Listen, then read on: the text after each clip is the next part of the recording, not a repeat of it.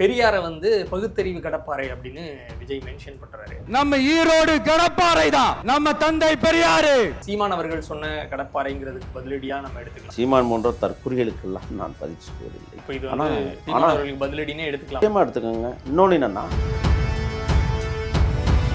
கட்டுகிற பாலம் ஆற்றில் அடித்து செல்லப்படுகிற சூழல் உருவாகி அந்த பணத்தை கொள்ளையடித்திருக்கிறார்கள் என்றால் தீய சக்தியா இல்லையா? நள்ளிரவு 1 மணியளவில் கிளாம்பாக்கம் பேருந்து நிலையத்தில் செவிலியர்கள் போராட்டம் இந்த அரசை எதிர்த்து நடக்கிறது என்றால் தீய சக்தியா இல்லையா? நீட்டை ஒழிப்போம் என்று பொய் வாக்குறுதிகளை கொடுத்து தமிழ்நாட்டில் பொய்வேச ஆட்சியை நடத்தி கொண்டிருப்பவர்கள் தீய சக்தியா இல்லையா? இந்த நாட்டு மக்கள் உணர வேண்டும். திமுக ஒரு தீய சக்தி, திமுக ஒரு தீய சக்தி, திமுக ஒரு அதிமுகவும் வந்து திமுக தீய சக்தின்னு சொல்லுது. விஜய் அவர்களும் திமுக தீய சக்தின்னு தான் சொல்றாரு. இப்ப தாவேக்கா அதிமுக கூட கூட்டணி வைக்கிறதுல என்ன பிரச்சனை? களத்துல இருக்கவங்கள தான் வந்து நாங்க எதிர்ப்போம் அப்படிங்கிறாரு. இப்போ இந்த களம் அப்படின்னு ஒன்று இருக்குல்ல, அதுக்கு வந்து டிஃபைன் பண்றாரு. கொள்ளையடித்து பணத்தை வைத்துக் கொண்டு ஓட்டுகளை வாங்குகிற களத்தை உருவாக்கி கொண்டிருப்பது இந்த திமுக. அப்ப போட்டி வனநாயகத்திற்கும் சனநாயகம், திமுகவிற்கும் தாவேக்காவிற்கும் தான் போட்டின்னு சொல்றாங்க. களம் மாற இருக்கு. எனக்கு ஆரம்பத்துல இருந்தே வந்து அதிமுக மேல மட்டும் தாவேக்காவுக்கு ஒரு சாஃப்ட் கார்னர் இருக்கும்னு தோணும். தமிழக வெற்றி கழகம் வந்து அண்ணா திமுகவோடையும் பயணிக்கல, திமுகவோடையும் பயணிக்கல. இல்லை விஜய் வந்து 2 கட்சியிலையும் உறுப்பினராக இருந்தாரா? இல்லை.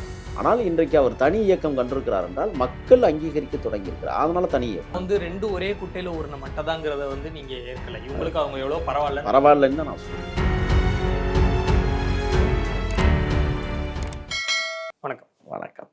விஜய் அவர்களுடைய ஈரோடு பேச்சு, அந்த பேச்சுக்கு ஆதரவு விமர்சனம், ஆப்வியஸ்லி எந்த அரசியல் தலைவர் எந்த பேச்சு பேசினாலும் இப்படி இருக்கும். அது மாதிரி பார்க்கும் பொழுது இப்போ சமீபத்தில் நடந்த நிகழ்வுகளுக்கு சில விஷயங்கள்ல தாவேக்கா தரப்பு வந்து எந்த கருத்து வரலங்கிறது பேசு பொருளாக இருந்துச்சு. குறிப்பாக இந்த திருப்பரங்குன்றம் விஷயம், அதுக்கு கட்சி சார்பாக அறிக்கையோ எதுவோ வரல. ஆனால் விஜய் இப்போ பேச போறாருங்கும் பொழுது, ஈரோட்டில் பேச போறாருங்கும் பொழுது அவர் 2 வார்த்தை இப்போ ஃபுல்லாக அட்ரஸ் பண்ணலனாலும் 2 வார்த்தை ஏதாவது பேசிட்டா அது ஒரு ஹைப்பாக இருக்கும். விஜய் கண்டிப்பாக பேசுவார்னு எதிர்பார்க்கப்பட்டுச்சு. ஆனால் விஜய் அந்த விஷயத்த அட்ரஸ் பண்ணவே இல்லை.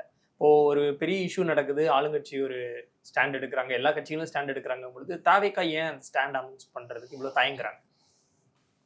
பிறப்புக்கும் எல்லா உயிருக்கும் என்கிற வள்ளுவரின் வரலாற்று தத்துவத்தை வழங்கியிருக்கிறது தமிழக வெற்றி கழகம்.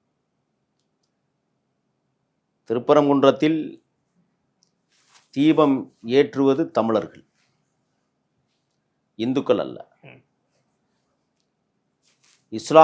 இஸ்லாமியர்கள் அல்ல, அவர்களும் தமிழர்களே.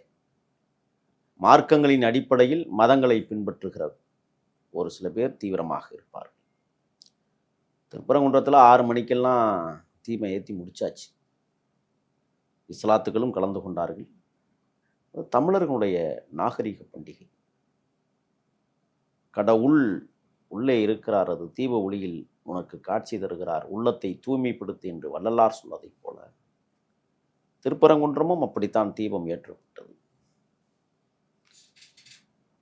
இந்த திருட்டு மாடல் ஆட்சியில் கலவரங்களை திட்டமிட்டு உருவாக்க வேண்டும் என்கிற எண்ணத்தோடு தான் இந்துத்துவவாதிகள், குறிப்பாக வந்தேரிகள் அலங்கோலப்படுத்தப்பட வேண்டும் என்பதிலே அக்கறை செலுத்தித்தான் அன்றைக்கு அந்த கலவரத்தை உருவாக்குவதற்கு திட்டம் தீட்டினார்கள். தமிழ்நாடு காவல்துறை வழக்கம் போல ஒரு கலவரத்தை இங்கே நடத்தியது. இதில் இந்துத்துவ சக்திகளும் திமுகவையும் நாங்கள் ஒரே பார்வையில் தான் பார்க்கிறோம். தமிழ்நாட்டை பொறுத்தவரை ஒட்டுமொத்த சங்கிகளின் முகமாக இருப்பது திராவிட முன்னேற்ற கழகமே. ஆகையால் வந்தேரிகளுக்கு இடம் இருக்கக்கூடாது என்ற அடிப்படையில் தான் திருப்பரங்குன்றத்தை பற்றி பேசவில்லை. ஏன்னா தமிழர்கள் ஒற்றுமையாக இருக்கிறார்கள், அங்கே தமிழும் ஒற்றுமையாக இருக்கிறது. எதுக்கு திருப்பரங்குன்றத்தில் நீயும் அடிச்சுன்னா அடிச்சுக்கோ, மேலே அடிச்சுக்கினாங்களா? எங்காவது பிரச்சனை வந்ததா? ஏற்றும் போது 6 மணிக்கு தீபத்தை ஏற்றிட்டாங்க. அதனால் எங்களுக்கு இதெல்லாம் ஒரு பொருட்டு இல்லை. இன்னொன்று என்னென்னா, பவர்ஃபுல் வாய்ஸ், மரியாதைக்குரிய அண்ணன் விஜய் அவர்கள் ஒரு வார்த்தையை சொல்லுகிறார் என்றால் அது வந்து பெரிய வார்த்தையாகிவிடும். அதுதான் பிறப்புக்கும் எல்லா உயிருக்கும். நாங்கள் சமமாக பாவிக்கிற இடத்தில் தான் இருக்கிறோமே ஒழிய சதிகாரர்களின் பக்கம் ஒருபோதும் நிற்கக்கூடாது என்பதிலே தலைவர் விஜய் அவர்கள் அது கரெக்ட் தான். நடுநிலைன்னு ஒண்ணு இல்ல, எதர் இந்த பக்கம் நிக்கணும் இல்ல அந்த பக்கம் அப்படியெல்லாம் நிக்க முடியாது. தமிழர்கள் அவ்வளவுதான். தமிழர்களை நாங்கள் பிரித்து பார்க்கவில்லை.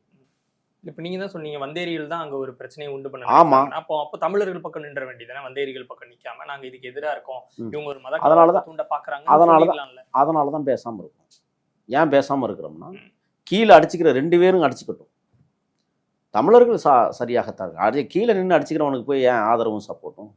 நீ என்னமோ பண்ணி தொலை. இல்ல அடுத்து நாங்க தான் ஆட்சிக்கு வரோம்னு சொல்லும் பொழுது, ஆட்சியில இருக்கிற கட்சிக்கு எங்களுக்கு தான் போட்டின்னு சொல்லும்போது, ம். ஸ்டாண்ட் அனௌன்ஸ் பண்ணும்போது மக்கள் எதிர்பார்ப்பாங்கல்ல, விஜய் ஏன் நீங்க- வாய் திறக்கல இந்த இடத்துல ஏதாவது நீங்க சொல்லணுமே அப்படின்னு. ஒரு விஷயம் என்னன்னா, தேர்தல் என்பது வேறு. அது களத்தில் நேரெதிரே எதிர்கொண்டு களமாடுவது. கோட்பாடுகள் அல்லது கொள்கைகள், கட்டுப்பாடுகள் என்பது வேறு. மதத்தை மூலதனமாக வைத்து மனிதர்களுக்குள்ள பிளவை ஏற்படுத்திவிடக் கூடாது என்பதிலே கவனமாக இருக்கிறார்.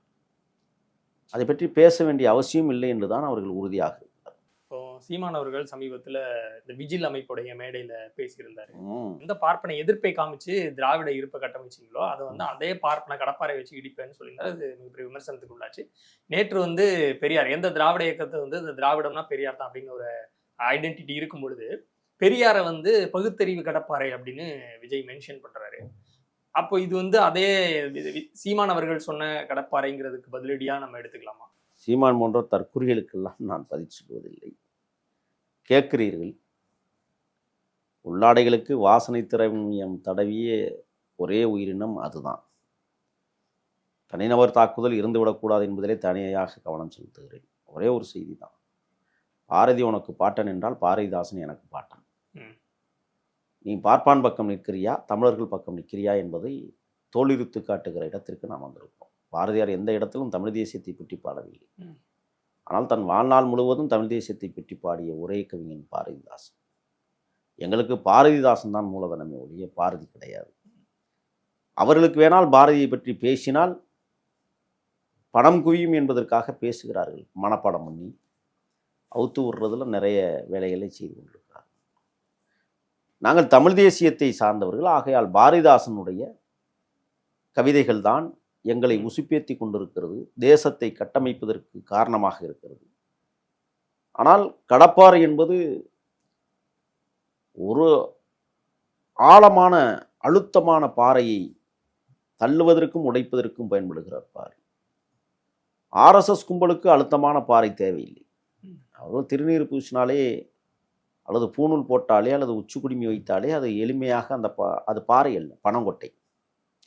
அது கூட உதவும் என்றே நான் கருதுகிறேன். அப்போ இது வந்து சீமான் அவர்களுக்கு பதிலடினே எடுத்துக்கலாமா? நிச்சயமா எடுத்துக்கோங்க. இன்னொன்று என்னன்னா, விஜய் அவர்கள் இன்றைக்கு வந்து இந்த தற்குறிகளை எல்லாம் பேசுவதற்கான நிலைமையில் இல்லை. ஏன்னா அவர் தட்டி விட்டு செல்லுகிறார். அவர் வந்து ரொம்ப கவனமாவும் தீர்க்கமாவும் இருக்கிறாரா? நான் வந்து திமுக மட்டும்தான் பேசுவேன், என் எனிமி யாருங்கிறத நான் தான் வந்து சொல்லுவேன், நான் இந்த எனிமியை தான் டார்கெட் பண்ணி போறேன், இந்த நரேட்டிவ் நான் செட் பண்ணுங்கிறத ரொம்ப தெளிவா இருக்கிறாரா? பொதுவாக இன்னைக்கு ஆண்டு கொண்டிருக்கிற இந்த தில்லுமுள்ளு கட்சி அல்லது திருட்டு மாடல் ஆட்சி ஒழிக்கப்பட வேண்டும் என்பதில் ஒவ்வொரு தமிழனுக்கும் பங்குண்டு. அந்த வகையில் தளபதி விஜய் அவர்கள் ஒரே மூலதனம் திமுக என்கிற தில்லுமுள்ளு கட்சி தமிழ்நாட்டிலிருந்து அப்புறப்படுத்தப்பட வேண்டும், திராவிடத்தை அப்புறப்படுத்த வேண்டும் என்று ஒரு நாளும் ஓகே. இந்த இயக்கத்தை, ஏன்னா இவர்கள் ஏதோ பெரியாரை இவர்கள் தான் சொந்தம் கொண்டாடுவதைப் போலவும் பெரியாரை எதிர்த்து தான் திமுகவை தொடங்கியது. அதை அவங்க மறந்துட்டாங்க. நேற்றெல்லாம் பார்த்தீங்கன்னா முத நாள்லாம் இளம்பெரியார்னு ஒரு பட்டத்தை வேற ஒரு அமைச்சர் கொடுக்குறாரு. ஆற்றுல அடிச்சுக்கிட்டு போன பாலம் கட்டின அமைச்சர். அடித்த கொள்ளையில் அப்புறம் வெள்ளி சிம்மாசனம் வேற, அதுங்க அட்ன கால் போட்டு குடிப்பதற்கு கொள்கையை எதிர்க்கல, அந்த கொள்கையின் பெயரால இங்க நடக்கக்கூடிய ஆட்சி அந்த கொள்கையை வெளிப்படையாக அந்த கொள்கையை வெளிப்படுத்தும் விதமாக இல்லைங்கிறது இல்ல, அட்டூழியம். நம்ம அண்மையில எல்லாம் நிறைய பார்த்துருக்கிறோம். மரியாதைக்குரிய முதலமைச்சருடைய மனைவியே சமஸ்கிருதம் பாடுறதெல்லாம் நம்ம பார்த்துட்டு இருக்கோம். அப்ப இதை யாரை ஏமாத்துற வேலைங்கிறத நீங்க பார்க்கணும். பெரியாரின் போதனைகளையும் பெரியாரின் கொள்கைகளையும் எத்தனை பேருக்கு கொண்டு போய் இந்த தில்லுமுள்ளு கட்சி கொடுத்துருக்கு. இப்போ அதே மாதிரி உங்க கொள்கை தலைவராக இருக்கக்கூடிய பெரியார்கள் அந்த 5 கொள்கை தலைவர்களை உங்கள் கட்சியில், அதாவது விஜய் அவர்கள்கிட்ட கேட்கிற மாதிரி நான் கேட்கிறேன் சொல்றேன். இப்போ இந்த தாவேக்காவிலேயே வந்து அந்த கட்சியில் இருக்கக்கூடிய இளைஞர்கள்கிட்டயோ பெண்கள்கிட்டயோ மற்றவர்கள்கிட்டயோ கொண்டு போய் சேர்க்கறதுக்கு தாவேக்கா என்ன முன்னெடுப்பு எடுக்குதுன்னு இருக்குல்ல? நிச்சயமா எடுக்க இருக்கிறார்கள். இப்போ என் எனக்கு போன்ற தெரிஞ்ச ஆரம்ப காலகட்டத்துல ஒரு பயிற்சி பாசறை மாதிரி ஒண்ணு நடத்துனது நான் பார்த்தேன். ஐயநாதன் அவர்கள் அதுல வந்து பேசினாங்க, சில விஷயங்கள் சொல்லி கொடுத்தாங்க. அதுக்கப்புறம் பயிற்சி பாசறை நடந்த மாதிரியே எனக்கு தெரியல. சோ அது ஏன் அவங்க அதுக்குத்தான் முன்னெடுக்கலன்னு கேட்கறேன். அதுக்குத்தான் நளின சொல் நாயகர் நாஞ்சில் சம்பத் இப்போ களமிறக்கப்பட்டிருக்கிறார். பெரியாரின் போதனைகளையும் பெரியாரின் கோட்பாடுகளையும் உள்வாங்கி கொண்ட மகத்தான பேராசிரியர் நாஞ்சில் சம்பத். ம். சும்மாவெல்லாம் அவரை களமிறக்குது. ஆக பெரியார் இந்த மண்ணிற்கு பல ஆயிரம் ஆண்டுகள் தேவைப்படுகிற காரணத்தால் தான் அவரை கொள்கை தலைவராக தமிழக வெற்றி கழகம் அறிவித்தது. அந்த கொள்கைகளை எந்த இடத்திலும் நீர்த்து போய்விடக்கூடாது என்பதிலே கவனம் செலுத்துவதற்காகத்தான் இப்போ அதற்கான கட்டியமைப்பு வந்து வேலைகள் நடந்துகிட்டு இருக்கு. களத்துல இருக்கவங்கள தான் வந்து நாங்க எதிர்ப்போம் அப்படிங்கிறாரு. இப்போ இந்த களம் அப்படின்னு ஒண்ணு இருக்குல்ல, அதுக்கு வந்து என்னவா டிஃபைன் பண்றாரு, என்ன கிரைட்டீரியா? இப்போ களம் அப்படின்னு பார்த்தோம்னா அரசியல் கட்சிகள் எல்லா கட்சிகளும் தேர்தலில் போட்டிடுறாங்க. இப்போ தேர்தல் களத்துல அவங்களும் இருக்காங்கன்னு தான் அர்த்தம். இப்போ உதாரணத்துக்கு வெற்றி பெறும் மாதிரி இருக்கிறவங்க இல்ல ரேஸ்ல இருக்கவங்களை மட்டும் தான் எதிர்ப்பேன்னு சொன்னா கூட என்னால புரிஞ்சுக்க முடியுது. பட் களம்னு எதை டிஃபைன் பண்றாரு? கொள்ளையடித்து பணத்தை வைத்து கொண்டு ஓட்டுகளை வாங்குகிற களத்தை உருவாக்கி கொண்டிருக்கிறது இந்த தில்லுமுள்ளு கட்சி. அந்த களத்தை ஒழிக்க வேண்டும். அப்போ போட்டி பணநாயகத்திற்கும் ஜனநாயகத்திற்கும். இப்போ ஜனநாயகம் வெல்ல வேண்டும், பணநாயகம் ஒழிக்கப்பட வேண்டும் அப்படிங்கிறதுல ரொம்ப தீவிரமாக இருக்கிறார். அதனால தான் அதை டார்கெட் பண்ணுறாரு. நீங்கள் மற்ற கட்சிகள் நீங்கள் கேட்பீங்க பணம் கொடுக்காம இருக்கா? தோற்பவர்களும் பணம் கொடுக்கத்தான் இருப்பார்கள். ஏன்னா வெற்றி பெற வேண்டும் என்ற முனைப்போடு கனவுகளோடு காத்திருப்பவர்கள் நிறைய பேர். சாதி கட்சிகளில் ஒருத்தன் கூட இன்னைக்கு நான் தான் அடுத்த முதலமைச்சர்னு பேசிகிட்டு இருக்கிற காலம்லாம் நமக்கு தெரியும், பார்த்துருப்பீங்கன்னு நினைக்கிறேன். அனைத்து கட்சியெல்லாம் கூட்டுறேன்னு சொல்லிட்டு அனைத்து ஜாதியினரையும் கூட்டிகிட்டு வேடிக்கை காட்டுறதெல்லாம் நடக்குது தமிழ்நாட்டில். அதெல்லாம் ஒழிக்கப்பட வேண்டும் என்பதிலே உறுதியாக இருப்பதால் தான் முதல்ல டார்கெட்டு யார் இதற்கெல்லாம் முன்னணியில் நிற்கிறார். சாதியத்தை வளர்ப்பதற்கு மதமார்க்கங்களை வந்து வலுப்பெற வைப்பதற்கு காரணமானவர்கள் இந்த தில்லுமுள்ளு கட்சி என்கிற திருட்டு மாடல் ஆட்சி. இதை முதலில் ஒழிக்கப்பட வேண்டும் என்பதில் உறுதியாக இருக்கார். ஒவ்வொன்றா தானே ஒழிக்க முடியும். அதனால தான் இப்போ சொல்கிறேன், திருப்பியும் சொல்கிறேன், பணநாயகத்திற்கும் ஜனநாயகத்திற்கும் இடையே நடைபெற இருக்கிற உச்சக்கட்ட இறுதி போர் 2026. நான் என்னை பொறுத்தவரை விஜய் அவர்கள் சொல்லி கொண்டிருக்கிறார்கள் திமுகவிற்கும் தாவேக்காவிற்கும் தான் போட்டின்னு சொல்கிறாங்க. களம் மாற இருக்கிறது. இப்போ ஒற்றை கருத்துடையவர்கள்லாம் ஒன்று சேரணும் அப்படின்னு சொல்லுவாங்க. இப்போ அதிமுகவும் வந்து திமுக தீய சக்தின்னு சொல்லுது, விஜய் அவர்களும் திமுக தீய சக்தின்னு தான் சொல்றாரு. அதுலேயும் கூட சேர்த்து என்ன சொல்றாரு அப்படின்னா, எம்ஜிஆர் அவர்களும் ஜெயலலிதா அவர்களும் இதே சொன்னாங்க. அன்னைக்கு வந்து ஏன் இவ்வளோ ஹார்ஷா சொல்றாங்க அப்படின்னு நான் நினைச்சேன். ஆனா இன்னைக்கு ரியாலிட்டி எனக்கு புரியுது, அவங்க தீய சக்தி தான் அப்படின்னு சொல்றாரு. அப்போ அதிமுகவும் அதான் சொல்லுது, நீங்களும் அதான் சொல்றீங்க. இப்போதைக்கு திமுக ஆட்சியில இருந்து அகற்றணும்னு சொல்றீங்க. அப்போ எல்லாரும் ஒன்று சேர்ந்துட வேண்டியதானே? இப்போ தாவேக்கா அதிமுக கூட கூட்டணி வைக்கிறதுல என்ன பிரச்சனை? வச்சா இன்னும் ஸ்ட்ராங்கா தானே இருப்பீங்க அப்படின்னு கேட்குறாங்க. நல்ல கேள்வி. முதல்ல என் தலைவனை உருவாக்கிய தலைவன் எம்ஜிஆர் அவர்கள் கண்ட பேர் இயக்கம் அனைத்து இந்திய அண்ணா திராவிட முன்னேற்றம். அது எந்த விதத்திலும் எந்த காலகட்டத்திலும் இந்த மண்ணில் சிதைந்து விடக்கூடாது என்பதில் கவனம் செலுத்துகிற முதன்மையான நானும் ஒருவன். தலைவர் எம்ஜிஆர் அவர்கள் தீய சக்தி என்று சாதாரணமாக அதை சொல்லிவிட்டு கடந்து போகவில்லை. இடையில் அம்மையார் ஜெயலலிதா அவர்களும் அந்த வார்த்தையை பயன்படுத்தினார். இப்பொழுது விஜயும் பயன்படுத்துகிறார் என்றால் உண்மையிலேயே தீய சக்தி தான். ஏன்னா நேற்று மாலை 6 மணி நிலவரப்படி தமிழ்நாட்டில் 4.25 ஆண்டுகளில் 7864 படுகொலைகள் நடந்தேறியிருக்கு. தீய சக்தியா இல்லையா? 33 ஆணவ படுகொலைகள் நடந்திருக்கிறது. தீய சக்தியா இல்லையா? 39 கற்பழிப்பு சம்பவங்கள், கொலை சம்பவங்கள் நடந்திருக்கிறது. தீய சக்தியா இல்லையா? 9 காவல்துறை அதிகாரிகள் மீதே போக்சோ வழக்குகள் பாயப்பட்டிருக்கிறதே, இது தீய சக்தியா இல்லையா? கட்டுகிற பாலம் ஆற்றில் அடித்து செல்லப்படுகிற சூழல் உருவாகி அந்த பணத்தை கொள்ளையடித்திருக்கிறார்கள் என்றால் தீய சக்தியா இல்லையா? திருப்பத்தூர் மாவட்ட ஆட்சியர் அலுவலகம் 3 ஆண்டுகளில் வெடித்து எந்த நேரத்திலும் தலையில் விழும் என்கிற நிலைமையை உருவாக்கியவர்கள் தீய சக்தியா இல்லையா? நள்ளிரவு 1 மணியளவில் கிளாம்பாக்கம் பேருந்து நிலையத்தில் செவிலியர்கள் போராட்டம் இந்த அரசை எதிர்த்து நடக்கிறது என்றால் நீங்கள் கோடிட்டு காட்டிய தேர்தல் அறிக்கையை எதையுமே நடைமுறைப்படுத்தவில்லை என்றால் இவர்கள் தீய சக்தியா இல்லையா என்பதையெல்லாம், அது மட்டுமல்ல, நீட்டை ஒழிப்போம் என்று பொய் வாக்குறுதிகளை கொடுத்து தமிழ்நாட்டில் பொய்வேச ஆட்சியை நடத்தி கொண்டிருப்பவர்கள் தீய சக்தியா இல்லையா? இப்படி பல்வேறு அடுக்கடுக்கான கேள்விகளை, ஏன் கள்ளக்குறிச்சி கனியாமூர் ஸ்ரீமதி மரணத்தில் மறைந்து கிடக்கிற உண்மை புதிர்களை உலகத்திற்கு சொல்ல ஆசைப்பட்டாலும் ஒடுக்குமுறையை வைத்துக்கொண்டு அடக்குமுறைகளை செய்கிற இந்த ஆட்சி தீய சக்தியா இல்லையா என்பதை இந்த நாட்டு மக்கள் உணர வேண்டும். இப்போ நீங்க சொல்ற மாதிரியான ஆணவ படுகொலைகளா இருக்கட்டும், காவல் நிலைய மரணங்களா இருக்கட்டும், இது எல்லா ஆட்சி காலத்திலயும் நடந்திருக்குது. பட் கண்டினியூஸா நம்ம பார்க்கும் பொழுது இன்னைக்கு ஆட்சியில் இருக்கிற திமுக நாங்க வந்து அவங்கள தான் அட்டாக் பண்ணுவோம் அப்படின்னு தாவேக்கா சொல்றாங்க. பட் நம்ம மாற்று அரசியல்னு வரும் பொழுது நம்ம ஆட்சியில் இருக்கவங்களை மட்டும் ஃபோக்கஸ் பண்ணக்கூடாது இல்ல. அதுக்கு அடுத்தபடியா யார் இருக்கா, இன்னொருத்தங்க யாரு ஆட்சி பிடிக்கிறதுக்கு அடுத்த நிலையில இருக்கிறாங்க, மக்களுடைய பார்வை அதுக்கு அடுத்து அந்த கட்சிக்கு போகும். ஏன்னா திமுக விட அதிக ஆண்டுகள் தமிழ்நாட்டை ஆண்ட கட்சி அதிமுக, கட்டமைப்பு பலம் எல்லாமே இருக்கு. அப்போ மக்கள் அந்த பக்கம் திரும்பாம இருக்கிறதுக்கும் நம்ம அவங்களுக்கு சொல்லணும், பாருங்க நீங்க வந்து இப்போ ஆட்சியில இருக்கிற கட்சி சரியில்லை அப்படின்னு நினைச்சு உங்களுடைய பார்வையை மாத்தணும் அப்படின்னா நீங்க அந்த பக்கம் பார்வையை மாத்திடாதீங்க, எங்க பக்கம் தான் வந்து உங்களுடைய பார்வை இருக்கணும். ஏன்னா அந்த கட்சிகளும் இந்த தவறு செஞ்சிருக்குன்னு சொல்லியிருக்கணும்.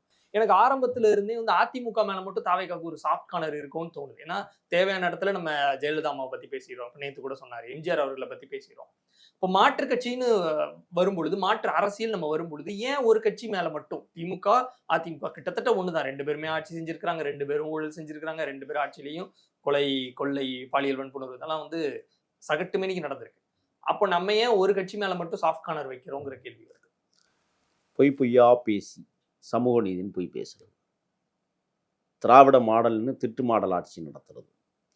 அதிமுக எந்த காலகட்டத்திலையும் சமூக நீதியை பற்றியோ அல்லது இது வந்து இது எம்ஜிஆர் மாடல், இது ஜெயலலிதா மாடல் என்று அவர்கள் எங்கேயுமே பறைசாற்றல. மக்கள் கொடுத்திருக்கிற அங்கீகாரத்திற்கு மதிப்பளித்து பணியை செய்ய வேண்டும் என்பதுதான் அனைத்து இந்திய அண்ணா திராவிட முன்னேற்ற கழகத்தின் இன்று வரை கொள்கை. மக்கள் தீர்ப்பளித்தால் மக்களுக்கு பணியாற்றுவோம். நீங்கள் சொன்னீங்க கொள்ளையடித்தார்கள் என்று, அடித்தவர்கள்லாம் திமுகவில் தான் இருக்காங்க. அதிமுகவில் கொள்ளையடித்தவர்கள் அனைவருமே திமுகவில் தான் ஐக்கியமாயிருக்கிறார்கள். உங்களுக்கு புரியும்னு நினைக்கிறேன். அப்ப இப்ப அதிமுகவில் இருக்கக்கூடியவங்க முன்னாள் அமைச்சர்களா இருக்கட்டும், முன்னாள் இருக்காங்க. இருக்கட்டும், அவங்க எல்லாம் எதுவுமே பண்ணல. இல்லை இருக்கிறாங்க, நான் இல்லைன்னுலாம் சொல்லல. அதாவது பெரிய ஆளுமைகள் என்று சொல்லக்கூடியவர்களும் இந்த தேசத்தில் கொள்ளையடித்து விட்டு கட்சிக்குள் ஒட்டி கொண்டிருக்கிறார்கள். அதான் பிரச்சனைங்க. இப்போ மரியாதைக்குரிய தலைவர் விஜய் அவர்கள் இன்னைக்கு வந்து அதிமுக வந்து ஏன் பேசலைன்னா, அதான் நான் ஏற்கனவே சொன்னேன், அது எம்ஜிஆர் கண்ட மாபெரும் இயக்கம். அந்த இயக்கம் ஆட்சியை பிடிப்பதாக இன்றைக்கு மரியாதைக்குரிய தமிழகத்தின் முதல்வர் புரட்சி தமிழர் எடப்பாடியார் அவர்கள் அந்த ஆட்சியை தக்க வைக்க வேண்டும் என்பதிலே முனைப்பு காட்டி போராடி கொண்டிருக்கிறார். ஆனால் அவருக்கு கீழே பணியாற்றக்கூடிய ஒரு சில பேர், எல்லாரையும் நம்ம சொல்லக்கூடாது, ஏன்னா குறிப்பாக ஒரு சில அமைச்சர்களாக இருந்தவர்கள் நேர்மையாகவும் எம்ஜிஆரின் கொள்கைகளுக்கு கட்டுப்பட்டும் நடந்திருக்கிற அமைச்சர்கள் அதிமுகவில் அதிகமான பேர் பயணிக்கிறார்கள். ஒரு சில பேர் வேண்டுமானால் தன்னை தக்க வைத்துக் கொள்வதற்கு கோடிகளில் கொள்ளையடித்துக் கொண்டு ஒட்டி கொண்டிருப்பதையும் நாம் பார்க்க முடிகிறது. அந்த வகையில் இவர்களைப் போல அவர்கள் கொள்ளையடிக்கல. குறவை மீனும் கொக்கு வாழ்ற இடத்துல இருக்கிற இடத்த ஆட்டையை போட்டு வந்து ரெண்டு ஒரே குட்டையில ஊர்ன மட்டதாங்கிறத வந்து நீங்க ஏற்கல. இவங்களுக்கு அவங்க எவ்வளவு பரவாயில்லன்னு தான் நான் சொல்றேன். அப்ப ஏன் கூட்டணி வைக்கிற இடத்துல என்ன சிக்கல் வருது? இல்லை, அதாவது கொள்கை கட்சின்னு வந்துட்டு அது தனியாக போயாச்சு. அப்படி கொள்கை தான் வேணும், கொள்கை ஒரே கொள்கைன்னா கட்சியை ஆரம்பிக்க வேண்டிய தேவையே இல்லையே, அந்த கட்சியிலே இணைந்து பணியாற்றிடலாமே. அவர்களுக்குள்ளும் பிழைகள் இருக்கிறது என்பதை உணர்ந்து தான் தனி கட்சியாக ஒவ்வொருத்தரும் தொடங்குகிறார். நீங்கள் எம்ஜிஆரை ஆதரித்து எம்ஜிஆரை நேசித்த பாக்கியராசை தனி கட்சி தொடங்கினார், உங்களுக்கு தெரியும்னு நினைக்கிறேன். கலைஞரை நேசித்து கலைஞரோடு வாழ்ந்த டி ராஜேந்தர் தனி கட்சி தொடங்கினார். இதை எப்படி நீங்கள் பார்க்குறீங்க? காங்கிரஸ் பேர் இயக்கத்தோடு இருந்து காங்கிரஸுடைய கொள்கைகளை உள்வாங்கிய சிவாஜி கணேசனே காங்கிரஸுக்கு எதிராக ஒரு கட்சி ஆரம்பிச்சார். இது எல்லாமே வந்து என்னன்னா, கொள்கைகள் முரண்படுகிற போது கொள்கைவாதிகள் சில இடங்களில் முரண்பட்டுத்தான் ஆகிறார்கள். அந்த வகையில் நீங்கள் வந்து தமிழக வெற்றி கழகம் வந்து அதிமுகவோடையும் பயணிக்கல, திமுகவோடையும் பயணிக்கல. இல்லை விஜய் வந்து 2 கட்சியிலையும் உறுப்பினராக இருந்தாரா? இல்லை. ஆனால் இன்றைக்கு அவர் தனி இயக்கம் கண்டிருக்கிறார் என்றால் மக்கள் அங்கீகரிக்க தொடங்கியிருக்கிறார். அதனால தனி இயக்கம். மக்கள் யாருமே வரலைன்னா அவர் தனி இயக்கம் காண்பாரா? சொல்லுங்க நீங்க. கமலஹாசன் எங்கப்ப திமுக காரர் ஆயிட்டார்ல. இப்ப அந்த மாதிரி ஒரு நிலை விஜய்க்கு வரல. இல்ல, லட்சம் தொண்டர்கள் கூடுறாங்களே, வெறித்தனமா நிக்கிறாங்களே, இது யாருக்காவது கிடைத்தது அந்த வாய்ப்பு? அப்ப ஒரு வாய்ப்பை இந்த மக்கள் நமக்கு வழங்குகிறார்கள் என்றால் அதை தக்க வைத்துக் கொள்வதுதானே புத்திசாலித்தனம். அதைத்தான் விஜய் இன்னைக்கு உருவாக்கி வைத்திருக்கிறார்.